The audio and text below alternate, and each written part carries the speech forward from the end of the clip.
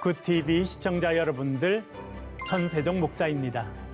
훈민복음, 세상을 깨우는 말씀에 오신 것을 환영합니다. 오늘도 귀한 분들 패널로 참여해 주셨습니다. 반갑습니다. 안녕하세요. 네, 안녕하세요. 네. 지난 시간에는 우리가 바울이 배설물로 여긴 것은, 그런 제목으로 같이 말씀을 나누었습니다. 오늘은 바울은 무엇을 알게 되었을까? 그런 제목으로 같이 말씀을 살펴보도록 하겠습니다. 지난 시간에는 우리가 바울이 배설물로 여긴 것이 무엇이었는지 살펴보았습니다. 무엇을 배설물로 여겼다는 것을 배웠습니까? 육체를 신뢰하는 육체를 신뢰하는 것이라고 표현되는 그 전체를 다 배설물로 여기고 또 멀리 던져버렸다라고 하는 것을 알게 되었습니다. 사도 바울은 한때 세상 사람들, 그 당시 많은 사람들이 추구하는 걸 추구했고 그것을 소유하는 걸 기뻐했고 그것을 의지하며 살았다라고 하는 것을 우리가 배웠던 적이 있습니다. 이렇게 한번 생각해 볼 수 있어요. 사도 바울의 집에 갔잖아요. 우리가 그렇게 한번 생각해 보는 거야. 사도 바울의 집에 갔어. 갔더니 복도가 있고 그게 큰 진열장이 있는 거예요. 그게는 트로피도 있고 금메달, 은메달 이런 게 쫙 있는 거예요. 국가대표 선수처럼. 그런 거죠. 예, 마치 그랬던 것 같아요. 그래서 트로피가 있어. 근데 보니까 가말리엘, 그 당시 제일 유명한 바리새인 선생이었던 가말리엘 선생님이 준 트로피가 있어. 왜? 1등 학생이었어요. 약간 서울대 막 그런 거. 그런 느낌이었던 것 같아요. 그리고 또 자기가 로마 시민권 이런 게 딱 붙어 있는 거예요. 태어나면서부터 로마 시민이었으니까. 그리고 교회 박해 1등상 이런 게 있는 거예요. 교회를 박해를 너무 잘했어. 바울은 너무 놀 게 많았네요. 그렇죠. 네. 네, 금메달 또 이렇게 트로피 이런 게 아주 많았다. 이렇게 상장도 가득하고요. 네, 상장 많이 받고 네. 그렇게 했는데 어느 순간 그 진영장을 열고 그 있는 모든 트로피와 메달을 다 꺼내서 던져버렸다는 거예요. 그것이 내가 모든 것을 잃어버렸다는 의미이고 모든 것을 배설물로, 나에게 유익했던 모든 것을 이제 배설물로 여기게 되었다라고 하는 것의 의미라, 그렇게 이야기해 볼 수 있겠습니다.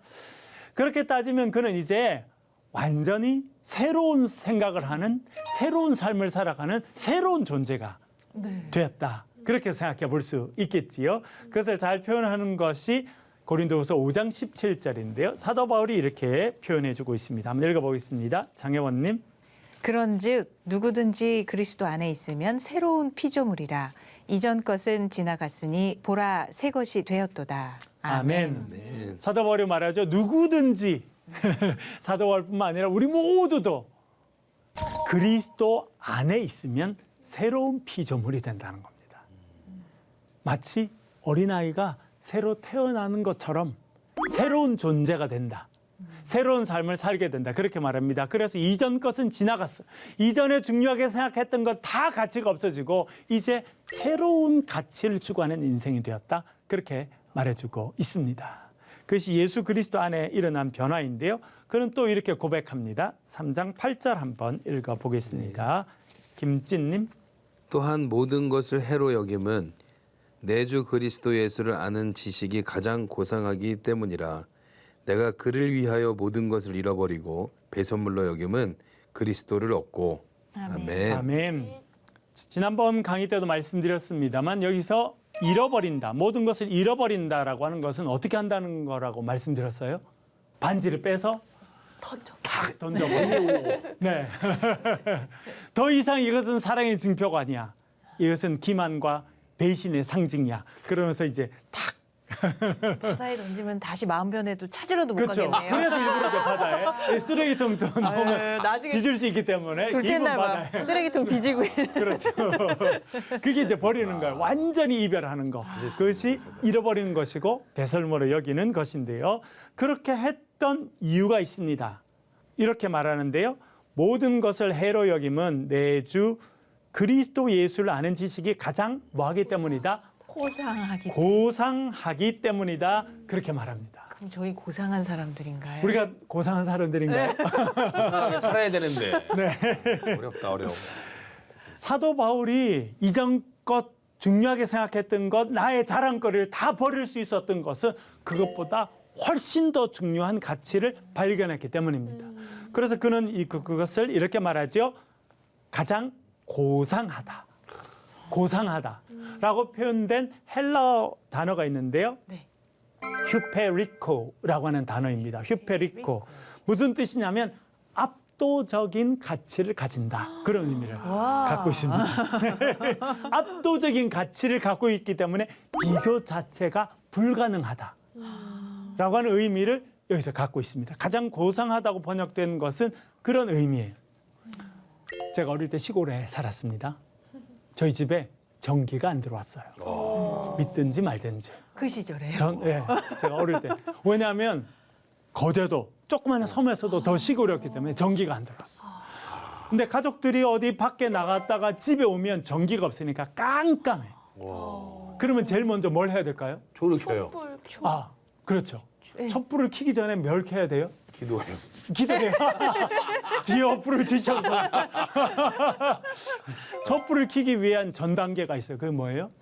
성냥을 찾아서 성냥개를 하나 꺼내서 성냥갑이 이렇게 있거든요. 성냥갑 옆에 보면 이렇게 네네. 화약 성분이 이렇게 묻어 있는 면이 있어요. 그걸 칙 이렇게 그으면 불이 나는 거예요. 근데 깜깜할 때는 벌써 좀 환해지는 느낌이 들어요. 네네. 그럼 그걸 이제 촛불에 켜는 거예요. 그럼 촛불에 켜면 엄청 밝아집니다.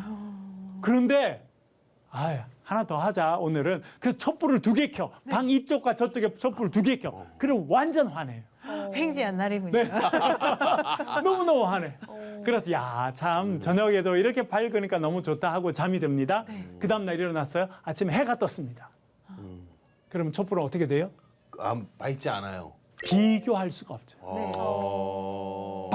그 전날 밤에 깜깜한 방에 이 촛불 2개를 켜놔서 방이 환한 것 같았어요. 근데 그 다음날 태양이 떴습니다. 그럼 어떻게 돼요? 밝지 않구나. 너무나 맞는 표현. 가짜않게 그렇죠. 촛불을 가짜않게 느껴지고 그렇죠. 예. 고상하지 못했네. 예. 고상하지 못한 표현을 좀 썼다. 예. 고상하게 좀 표현하면 압도적인 차이가 나타나. 휴페리코. 예, 휴페리코. 휴페리코. 예, 비교 자체가 불가능하다는 겁니다. 촛불과 여러분 태양빛을 비교하는 자체가 어불성설이죠. 비교 자체가 안 된다는 것입니다. 사도 바울이 그걸 깨달았다는 것입니다.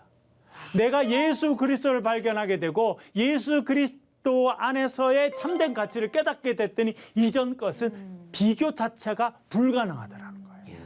왜냐하면 예수 그리스도를 아는 지식이 압도적으로 소중하고 고상하기 때문이다. 그렇게 말해주고 있습니다. 그런데 여기서 사도 바울이요.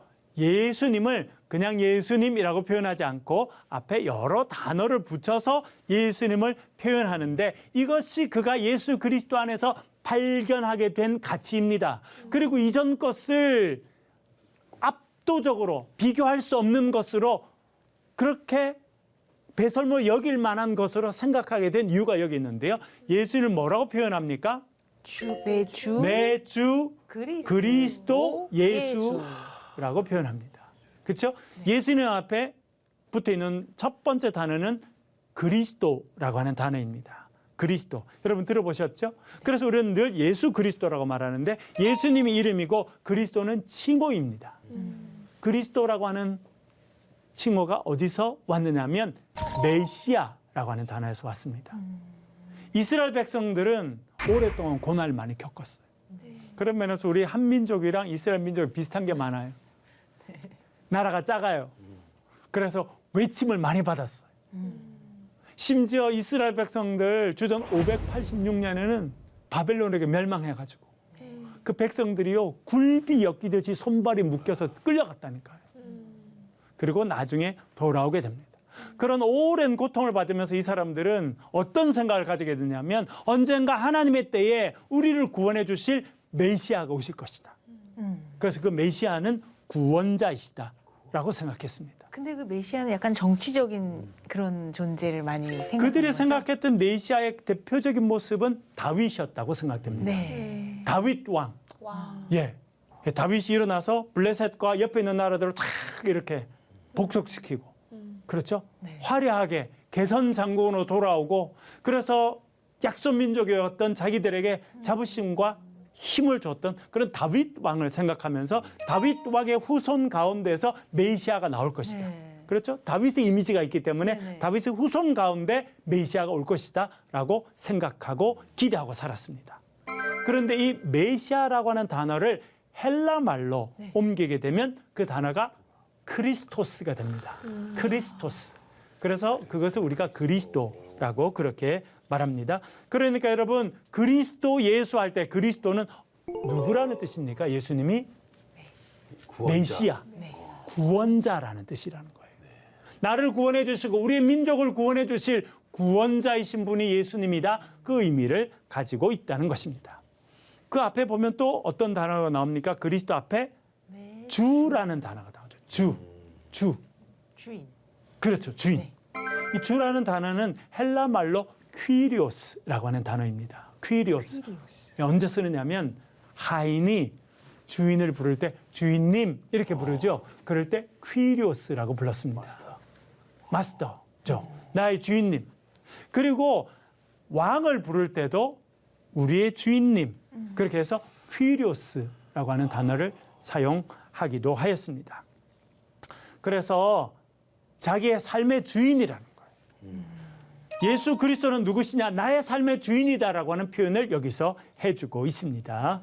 언젠가 한번 제가 강의하면서 말씀드렸는데 사도 바울이 쓴 신약 성경의 책이 모두 몇 권이죠? 13권. 맞았어요. 네. 잘했습니다. 13권. 네. 그 13권을 보면 사도 바울이 제가 말씀드렸죠.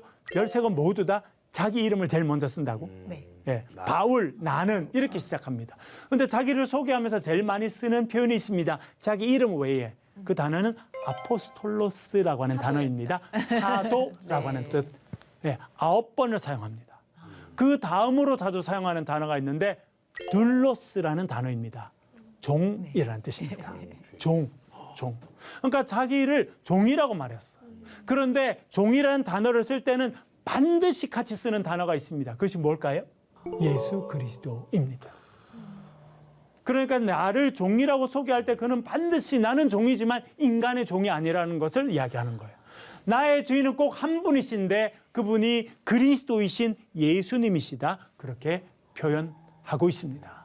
그래서 이 퀴리오스, 주라고 하는 단어를 통해서 예수님은 나의 주인이십니다. 나는 그분의 명령을 수행하는 종입니다. 라고 표현하고 있는 것입니다.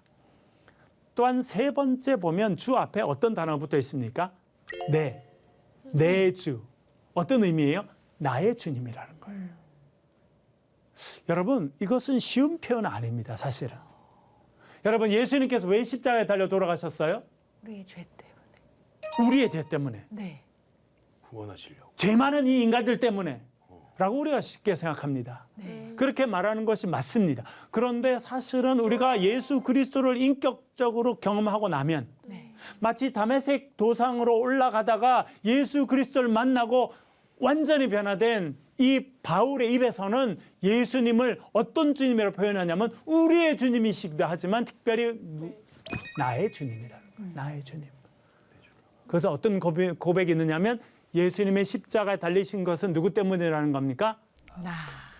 예수님이 죽음의 권세를 이기시고 부활하신 거 누굴 위한 일이라는 겁니까?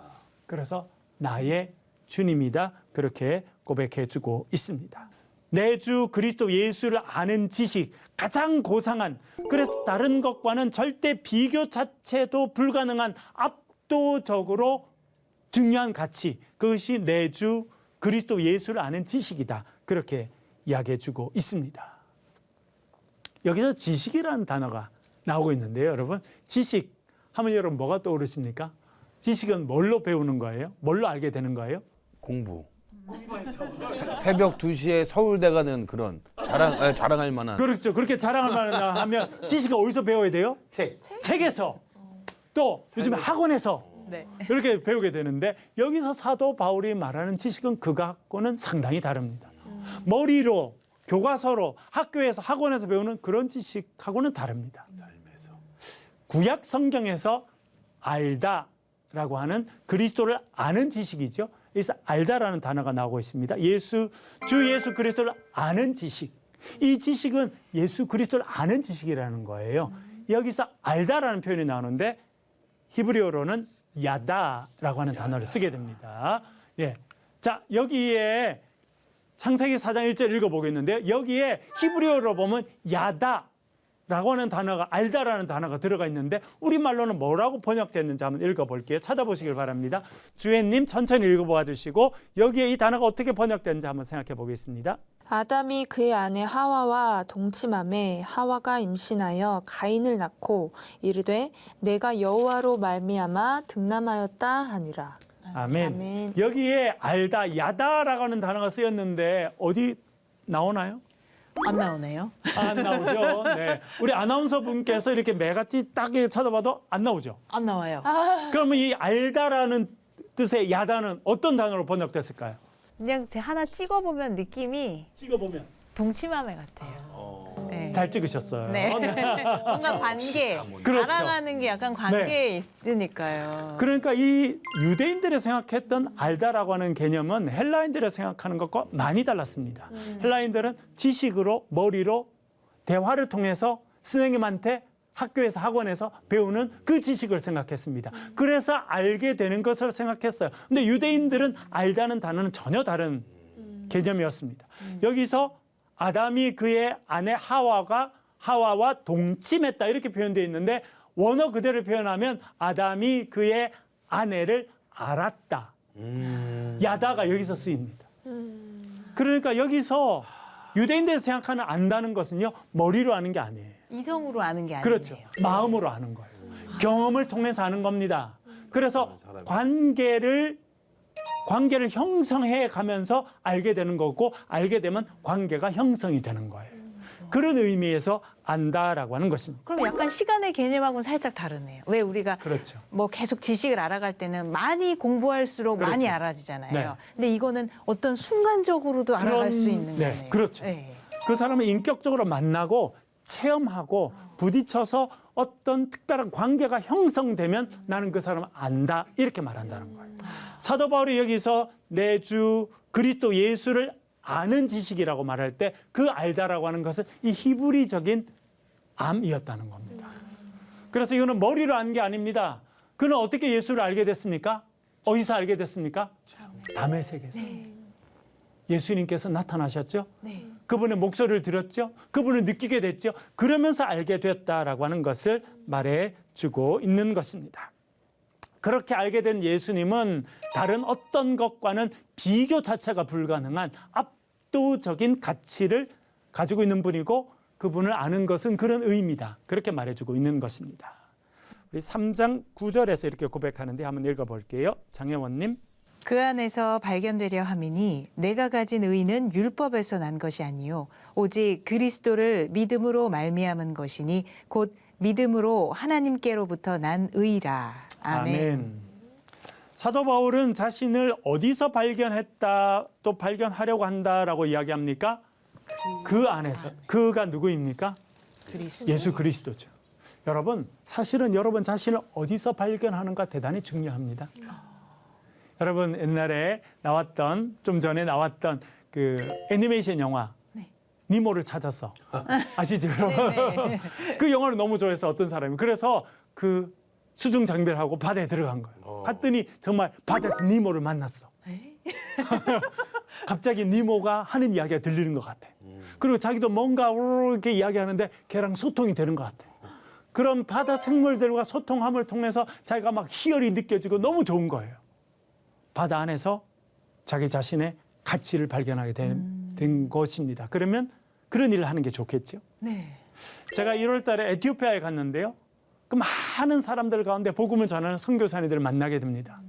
그리고 우리와 같이 예배드리고 섬겨주시는 그런 분들을 만나고 같이 예배하면서 어떤 분들은 하나님의 부르심을 받고 내가 해야 될 일, 내 소명이 이것이구나 발견하는 분들이 있습니다. 그래서 아프리카 선교로 헌신하는 분들이 있는 거죠. 어디서 발견되는가 대단히 중요합니다. 사도 바울은 어디서 발견했다고 말합니까? 그리스도 안에서. 우리가 처음에 말해봤던 또 살펴봤던 고린도서 5장 10절에는 누구든지 그리스도 안에 있으면 그리스도 안에서 사도 바울이 발견되었다는 뜻입니다. 발견되었다고 하는 것은 또 어떤 뜻이냐면 이렇게 말하는데요. 갈라디아서 읽어볼게요. 김진님 한번 읽어봐 주십시오. 갈라디아서 2장 20절. 내가 그리스도와 함께 십자가에 못 박혔나니 그런즉 이제는 내가 사는 것이 아니요 오직 내 안에 그리스도께서 사시는 것이라. 이제 내가 육체 가운데 사시는 것은 나를 사랑하사 나를 위하여 자기 자신을 버리신 하나님의 아들을 믿는 믿음 안에서 사는 것이라. 아멘. 아멘. 사도 바울이 아주 놀라운 고백을 하고 있죠. 내가 그리스도와 함께 십자가 못 박혔다. 사도 바울이 자기 자신을 발견하는데 자기가 지금 어디 있다는 걸 알게 됐습니까? 십자가 위에. 누구와 함께요? 예수님과 함께. 그것이 사도 바울이 자기를 발견한 장소였습니다.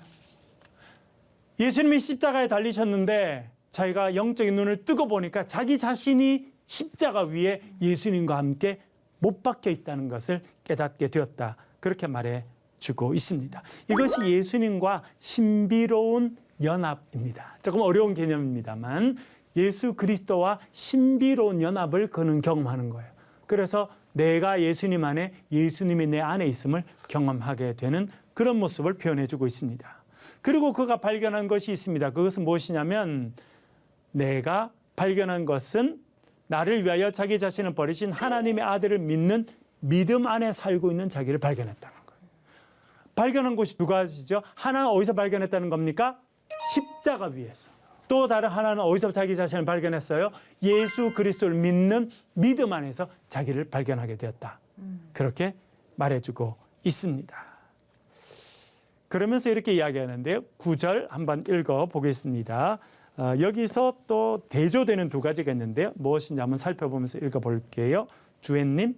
그 안에서 발견되려 함이니 내가 가진 의는 율법에서 난 것이 아니요 오직 그리스도를 믿음으로 말미암은 것이니 곧 믿음으로 하나님께로부터 난 의라. 아멘. 여기에 두 가지 대조되는 것이 있다 말씀드렸는데 어떤 게 좀 대조된다 생각되십니까? 율법? 율법에서 난 것이 나오죠. 그다음에 제일 밑에 보니까 뭐가 나옵니까? 하나님께로부터 난 의. 그러니까 의롭게 되는 것이 두 가지가 있다는 것을 이야기하는 겁니다. 하나는 율법에서 난 의. 율법을 잘 지켜서 의롭게 된다. 사실은 사도 바울은 예수 그리스도를 만나기 전에 바리새인으로 살 때는 이렇게 확신하고 살았어요. 율법을 잘 지키면 내가 의롭게 된다. 그래서 그것을 뭐라고 말했냐면 내가 가진 의라고 말했습니다. 내가 이룬 의, 그것은 율법을 잘 지킴을 통해서 의롭다고 인정되는 것이다. 그렇게 말을 하고 있습니다. 그런데 그가 이제 예수 그리스도를 인격적으로 체험하고 다메섹에서 예수 그리스도를 만나고 보니까 전혀 다른 의가 있다는 것을 알게 됐습니다. 그것은 무엇입니까? 하나님께로부터 난 의가 있었다는 거예요. 율법으로부터 난 의가 아니라 하나님으로부터 나는 의가 있었다는 것입니다. 그 하나님으로부터 나는 의와 같은 표현이 무엇이냐면 예수 그리스도를 믿음으로 말미암는 의라는 것입니다. 우리는 다 죄인인데 어떻게 의로운 인생으로 바뀌게 됩니까? 무엇을 통해서요? 믿음을 통해서. 뭘 믿는 것입니까? 예수 그리스도를 믿고 고백하는 것입니다. 사람의 마음으로 믿어 의에 이르고 입으로 시인하는 거죠. 고백하여 구원에 이르게 되는데요. 사도 바울은 뭐라고 고백합니까? 아까 우리가 살펴보니까 예수님 그렇게 말 안 하고 그 앞에 단어들을 붙여서 자기 믿음을 표현하죠. 예수님 뭐라고 말합니까? 예수님은 나의 주인이십니다. 그렇죠? 또 뭐라고 말합니까? 예수님은 나의 그리스도이십니다. 나의 구원자이십니다. 나를 위해 십자가에 달리신 분이십니다. 라고 고백하고 있습니다. 여러분, 사도 바울은 뭘 알게 됐다고 말합니까? 그리스도께서 나의 구원자라는 걸 알게 되고 그리스도께서 나의 주인이시라는 걸 알게 되고 내가 그리스도를 믿는 믿음 안에서 하나님 앞에 의로운 자가 되었다는 것을 알게 되었다. 그렇게 말해주고 있습니다. 와, 정체성이 완전히 새로 딱 정립됐네요. 그렇죠. 네. 예. 그런 의미에서는 우리가 예수 그리스도를 만남을 통해서 새로운 나를 만나는 것은 너무 중요한 일입니다. 혹시 질문 있으시면? 보라 새 것이 새로운 네. 피조물이 됐다라고 표현을 하잖아요. 근데 어떤 분은 하나님을 정말 극적으로 만나서 예수 그리스도를 영접하면서 극적으로 정말 내가 새로운 사람이 됐어 네. 하는 분도 계실 거고 어떤 분은 그렇게 극적이게 내가 새로운 사람이 됐는지 모르겠는데 네. 예수님이 믿어지긴 해. 네. 뭐 이런 분도 계실 거잖아요. 그렇죠. 스물스물요. 네, 스물스물. 그런 두 번째 같은 케이스는 네. 예수님을 정말 인격적으로 만났다라고 할 수 있는 이게 정말 내가 새로운 창조물이다. 그리고 고백을 할 수 있는 그렇군요. 그런 부분이 참 실제적인 질문이죠, 정말. 네. 나는 뱃속에 있을 때 교회 다녔어. 원치 않았지만 우리 엄마가 다녀가지고 아빠가 다녀가지고 따라 다녔어. 그거 태어나고 보니까 크리스찬 집에 태어났네. 그리고 원치 않아도 성경 읽어야 됐었고, 그렇죠? 예배 드려야 됐었고, 그렇게 이렇게 지내다가 이렇게 보니까 뭐 특별히 없이 이때까지 잘 지냈는데 나는 예수님 만난 건가 안 만난 건가, 그렇죠? 만난 거예요, 안 만난 거예요? 하나님의 은혜 안에 살고 있는 것은 분명하지만 예수님을 정말 만났는지는 잘 알 수가 없죠. 왜 본인이 그러냐면 결단하고 입으로 시인해야 우리가 그렇죠. 만났다 말할 수 있죠. 예. 예. 아까 사도 바울이 쓴 표현을 따지면 압도적인 가치를 갖고 있거든요. 마치 우리가 촛불을 켜고 와 환하다라고 생각하다가 갑자기 해가 탁 떠오르면 이게 얼마나 비교할 수 없는 일인지 알게 되죠. 네. 그거와 마찬가지라고 생각됩니다. 아무리 뱃속에서부터 교회를 다녀서 내가 교회에 익숙한 그 사람들은 교회 생활이 익숙한 거죠. 종교 생활이 익숙한 거죠. 예수님의 말씀을 듣고 예배에 익숙한 거죠. 종교 생활이 익숙하지만 정말 예수 그리스도를 인격적으로 만났는지에 대해서는 여전히 질문이고 퀘션입니다. 그렇죠? 왜냐하면 정말 압도적인 그런 경험이 없었잖아요. 그러면 그런 경험이 있어야지만 되느냐?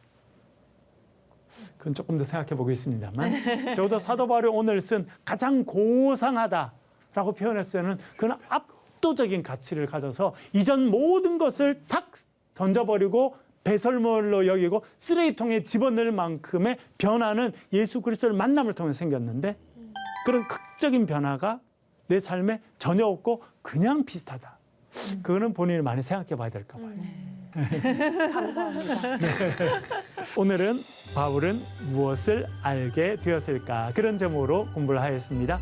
다음 시간에는 바울은 무엇을 위해 달렸을까 그런 제목으로 같이 말씀을 생각하도록 하겠습니다. 오늘 수고하셨습니다. 감사합니다. 감사합니다.